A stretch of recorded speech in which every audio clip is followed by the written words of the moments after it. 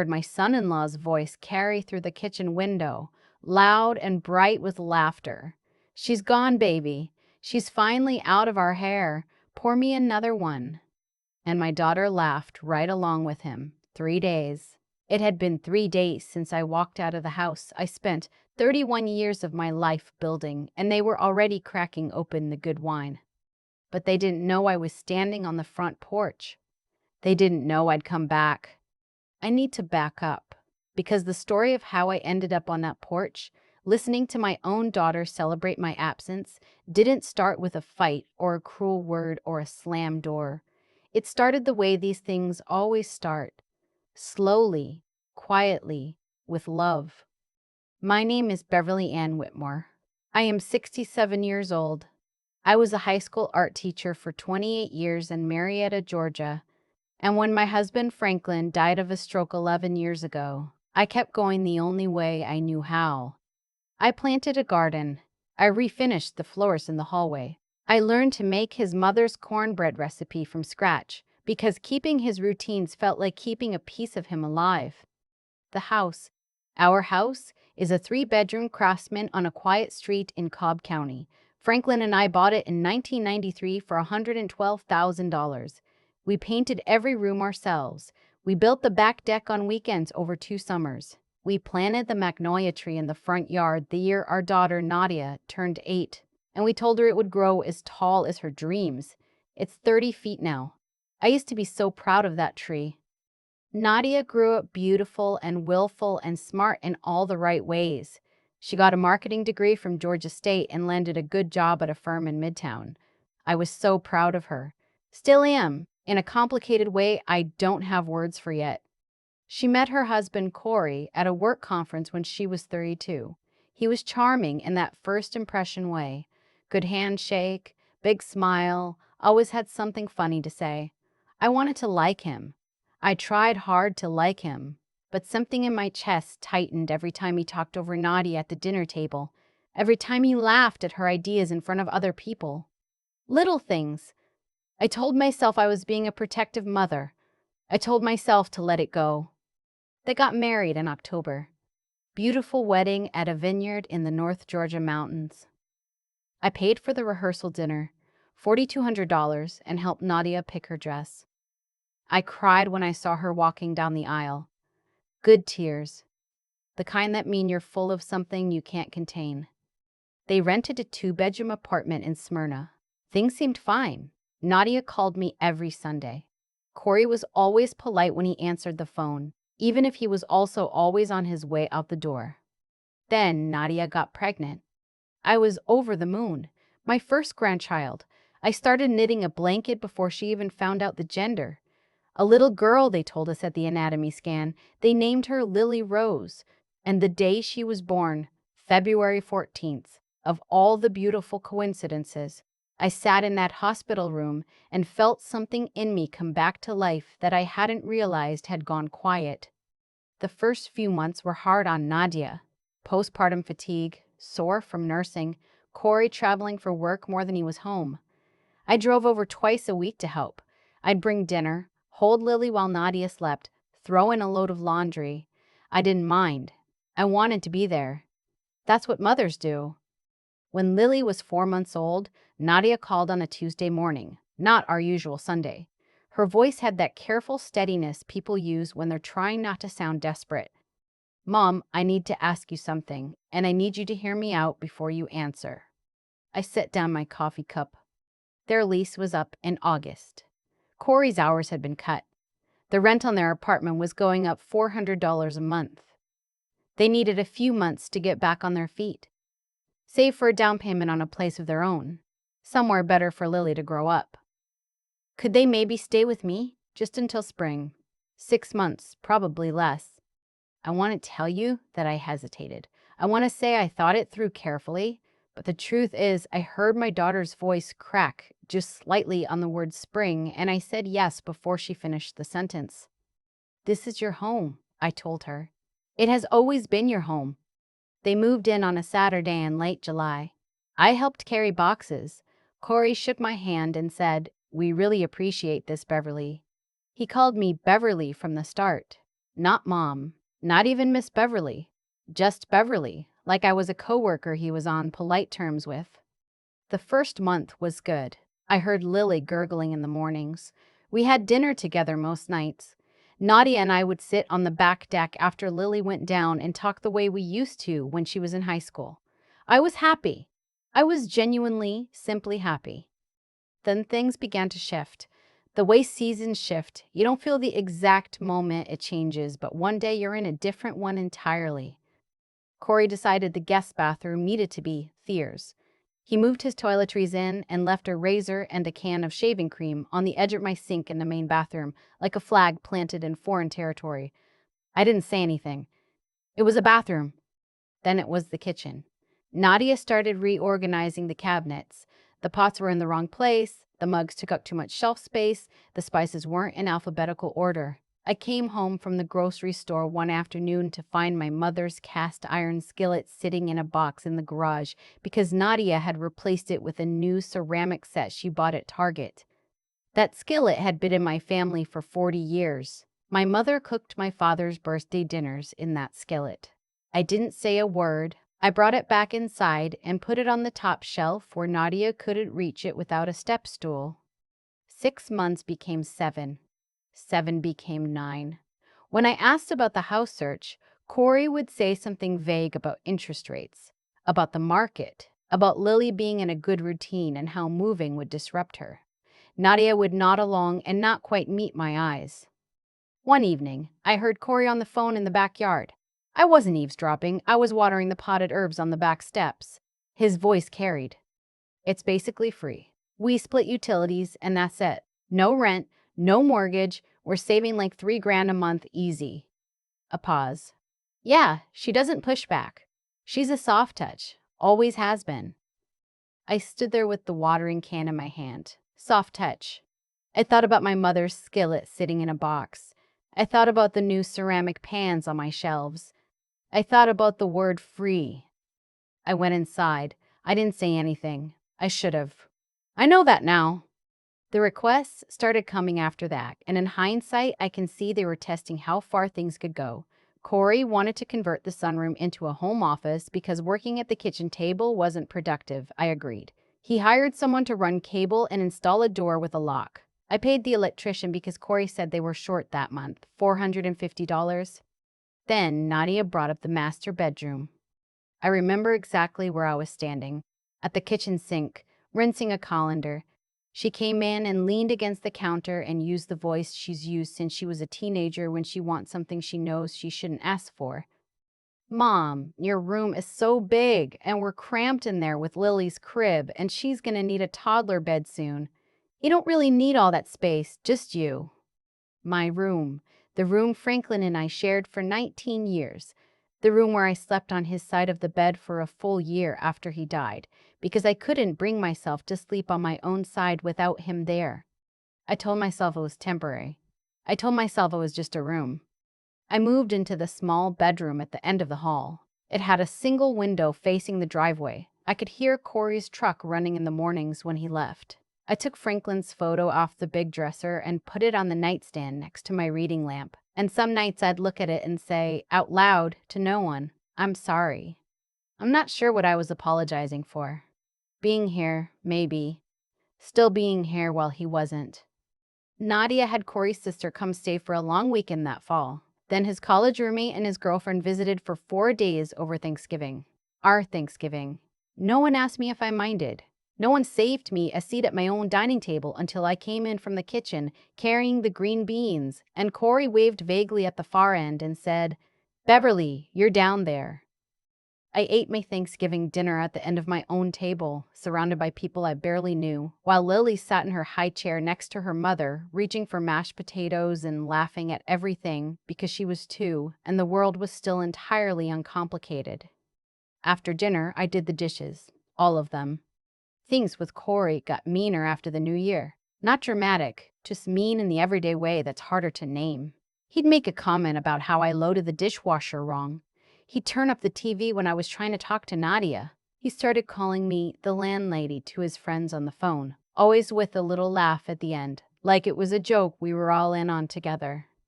Nadia started echoing him. Not in loud ways. In small, quiet ways that hurt more because I kept making excuses for her. She'd sigh when I asked how the house search was going. She'd say things like, "Mom, not everything has to be such a big deal," when I mentioned the bills or the noise after 10 at night. She stopped sitting with me on the back deck. I still watched Lily 3 days a week. Nadia worked hybrid, but on her in-office days, I'd pick Lily up from daycare and bring her home, and we'd bake cookies or do finger painting at the kitchen table. Lily called me Nana Bev. She'd run to the door when I came in from anywhere and wrap herself around my legs like she was trying to keep me from floating away. Those afternoons were the only hours I felt like myself. It was a Friday in March when I found the paperwork. I wasn't snooping. I was looking for a pen in the junk drawer, the one we've kept in the kitchen since Franklin was alive, and under a phone charger and a takeout menu was a folder. I almost put it back. Something made me open it. It was the loan application, and my name, for $22,000. The signature at the bottom looked like mine the way a photocopy looks like. An original, close enough to fool someone who wasn't looking carefully. The loan had been approved 4 months ago. The money had gone into a joint account I didn't recognize. I stood in my kitchen holding that folder and felt my heartbeat in my throat. I thought about the new roof they'd had installed in October. Corey said he'd found a deal, that he'd take care of it, that I didn't need to worry. I thought about the new dishwasher, the new washer and dryer in the garage, the fence they'd had repaired along the back property line. All of it taken care of, all of it apparently taken care of with my credit. I put the folder back exactly as I found it. I closed the drawer. I sat down at the kitchen table and I looked out the window at my magnolia tree for a very long time. I didn't confront them right away. Part of me, the part that is still Nadia's mother, always will be, hoped there was an explanation. That evening I asked Nadia, as gently as I could, about the roof repair, who had paid for it in the end. She didn't flinch. "Corey handled it," she said. "We took care of it. You're welcome." I said, "With what money?" She looked at me for a moment with an expression I didn't recognize. Flat, assessing. "What do you mean? With what money? Does it matter? The roof doesn't leak anymore, does it?" I told her I'd found the folder. The flatness cracked. Her voice went sharp and fast. "Mom, that was for the house, for your house. We're improving your property. Corey said it would increase your home value. This is going to be yours someday anyway." And there it was, the same sentence, dressed up differently, but the same cold truth underneath. This will be yours someday. Meaning, soon. Meaning, we're just waiting. Corey came in from the backyard while Nadia and I were still in the kitchen. He read the room in about 2 seconds and his jaw set. "Beverly, are we really doing this? You forged my signature." He laughed, actually laughed. "Forged is a strong word. You've told Nadia 100 times this house is hers as much as yours. We just moved some things along." "That's fraud, Corey." He stepped closer. Not physically threatening, but the kind of closer that's meant to remind you how much bigger someone is. "You want to call it fraud? Fine. You want to call a lawyer? Fine. You want to make this a whole thing and tear this family apart and have Lily grow up knowing her grandmother blew everything up over a home improvement loan? Go ahead. But think about what that looks like. Think about what that looks like. Think about what people will say about you." Nadia said nothing. She stood by the refrigerator with her arms crossed and said absolutely nothing. I went to my room. I locked the door. My hands were shaking so badly I dropped my reading glasses twice. I sat on the edge of the bed Franklin and I never slept in together, and I thought about every single moment I had swallowed over the past year and a half, and I felt something in my chest turn from grief into something else entirely. The next morning, I asked about the home search, casually over coffee, the way I might ask about the weather. Corey said, "You know how the market is right now, Beverly." I said, "I'd like a timeline, something concrete. I think that's reasonable." He looked at me over his mug.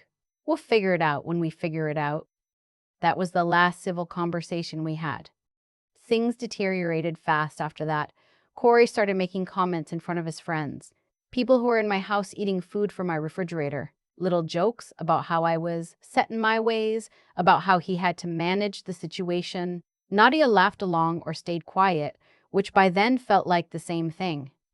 She started keeping Lily away from me. Not completely, but when I'd come into a room where they were playing, Nadia would say something like, "Come on, baby, let's go upstairs."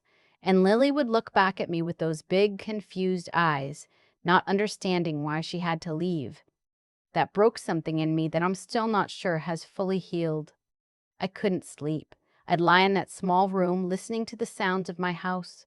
The creak of the third stair, the particular rattle the heating vent makes in February, sounds I've known for 30 years, and feel like a stranger inside them. Then came the Saturday in April. Nadia had been planning a housewarming for months. I put the word in quotes because that's how she described it to her friends.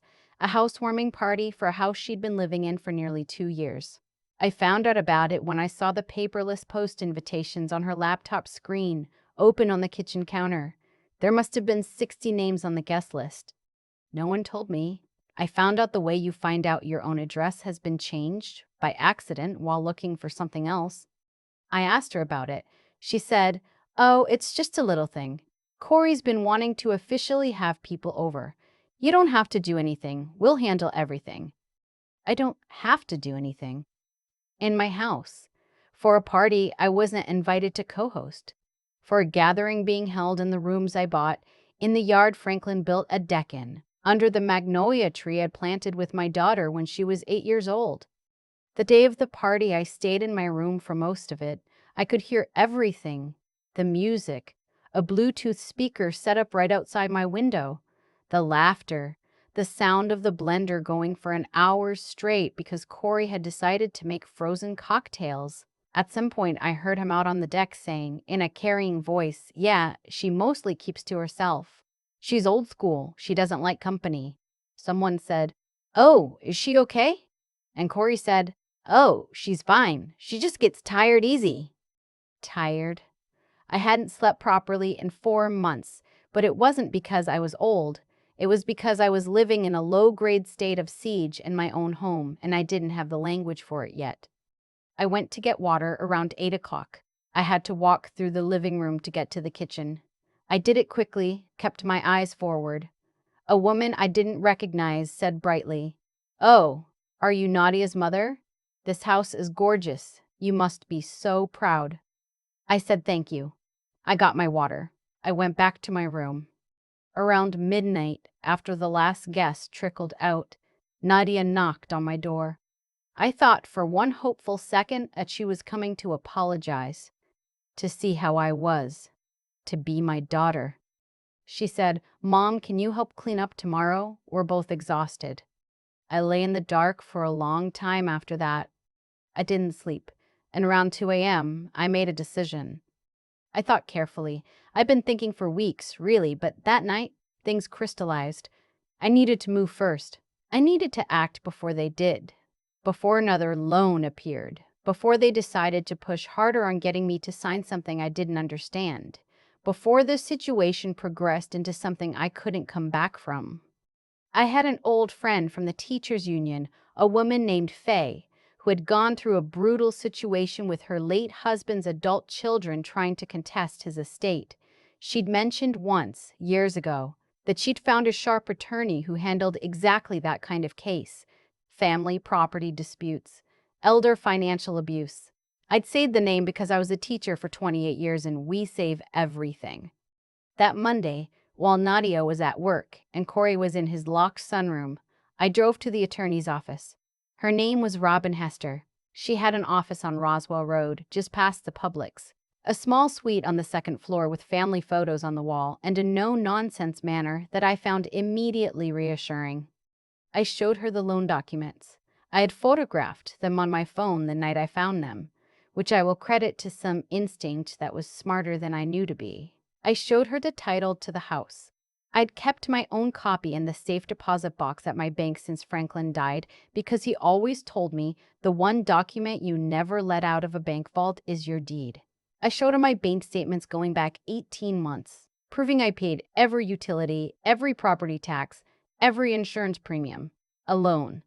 She was quiet for a moment after I finished. Then she said, Mrs. Whitmore, you have a strong case. This is elder financial abuse. The forged signature alone is a felony.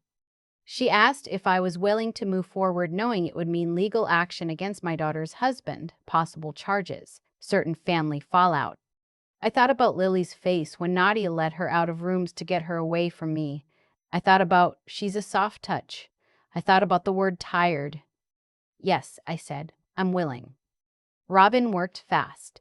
Within a week, she had filed for an emergency protective order against further unauthorized use of my assets and credit.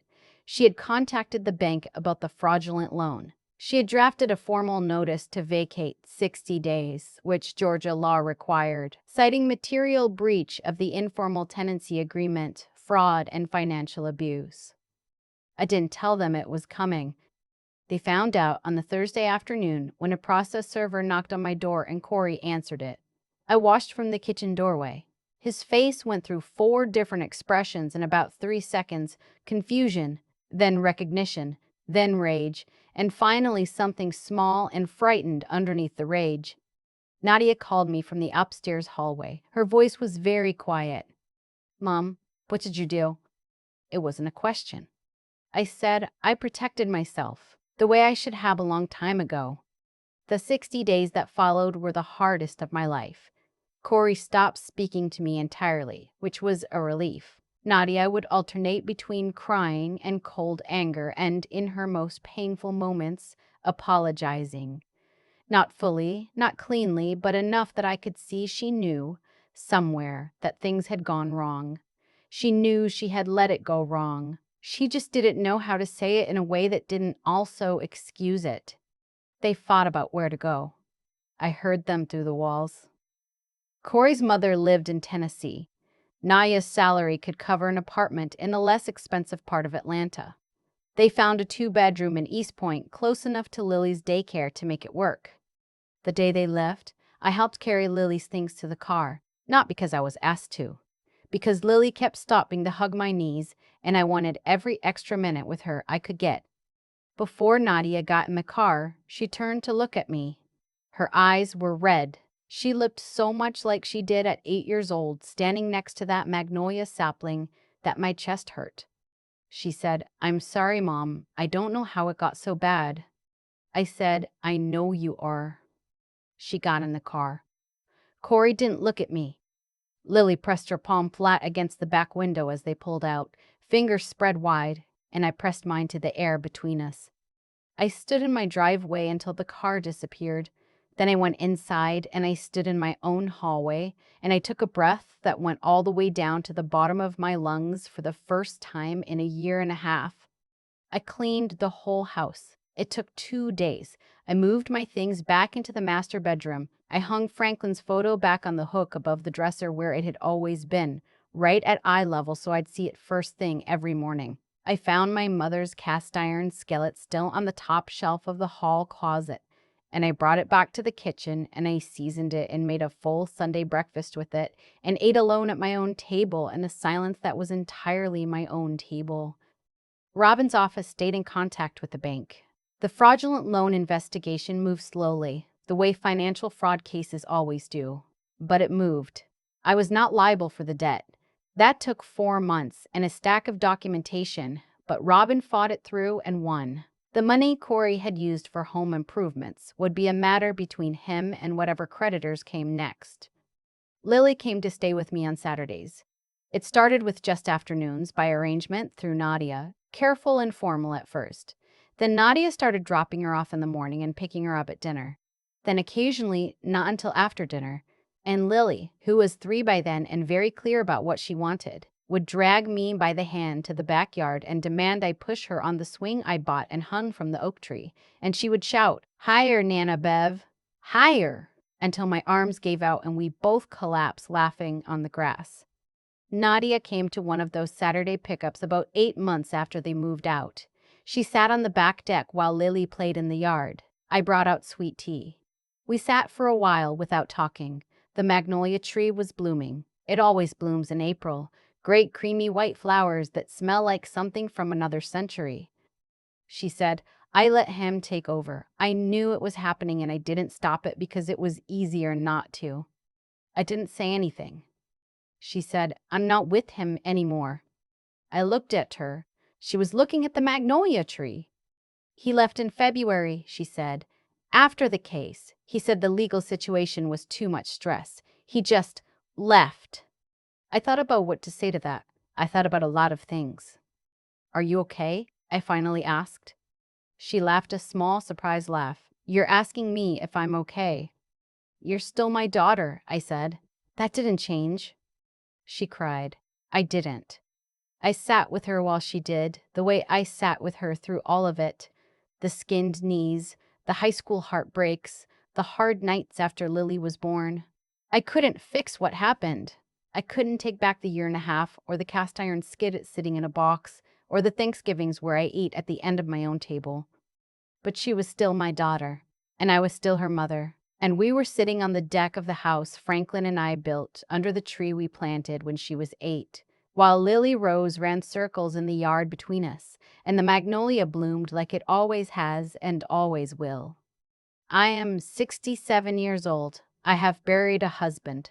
I have raised a daughter on a teacher's salary in a house I bought with hands that graded 1,000 papers and stayed late for 1,000 students. I have been soft, and I have been taken advantage of, and I have found, eventually, the place in myself that knows the difference between loving someone and losing yourself for them. This house is mine. It always was. And now I know, in a way I didn't before, that I am allowed to say so. I used to think that being a good mother meant saying yes. That's what I told myself every time I moved a little further out of my own life to make room for someone else's comfort. When I gave up my bedroom, the room I shared with Franklin for 19 years, I told myself it was love. When I let Corey rearrange my kitchen and park his attitude at my table and slowly turn my home into something I didn't recognize, I told myself that's what family does. They bend for each other. They absorb. They give. But here's what I've come to understand, and it took a forged signature on a $22,000 loan for me to finally see it clearly. There is a difference between giving and disappearing. I was disappearing, and I had been for a long time. What happened in that house wasn't just Corey's doing. It wasn't even just Nadia's. It happened because I let it. Every time I swallowed something that should have been said, every time I chose the quiet of the back bedroom over the discomfort of a hard conversation, I was teaching them, without meaning to, that I didn't matter enough to defend. Actions teach. Silence teaches. What I allowed became what they expected, and eventually what they felt entitled to. That's the part that keeps me up sometimes, even now, not the anger, the recognition. I was a woman who spent 28 years teaching young people that their voice mattered, that they had to stand up for what was right even when it was hard. And then I went home and couldn't apply a single one of those lessons to my own life. Knowing something and living it are two entirely different things. What finally moved me wasn't just the fraud. It was Lily's face. The way she'd look back at me when Nadia led her out of the room, confused and small, watching a situation she couldn't understand. Children see the truth of things before adults are willing to admit it. She saw that something was wrong, and I realized that what I did next would be one of the things she carried with her. I wanted her to carry the right thing. So I drove to Robin Hester's office on a Monday morning with a photographed document on my phone and 30 years of proof in the safe deposit box. And I made the hardest phone call of my life. Not because I was certain, not because I wasn't afraid, but because I finally understood that doing the right thing and doing the easy thing are almost never the same choice, and you only get to pick one. I won't pretend the outcome was clean. Nadia and I are still rebuilding something that got badly damaged, one Saturday afternoon at a time, with sweet tea on the back deck and Lily running between us in the yard. It's slow. Some days it hurts, but it's real, and it's honest in a way that the year and a half of false peace never was. I'm 67 years old. I've learned that love without boundaries isn't love. It's just a slow erasure. That wisdom isn't something that happens to you. It's something you have to choose, even when it costs you. and that the strength to protect yourself isn't selfishness. It's the foundation everything else stands on. This house is still mine. The magnolia is still blooming, and so am I.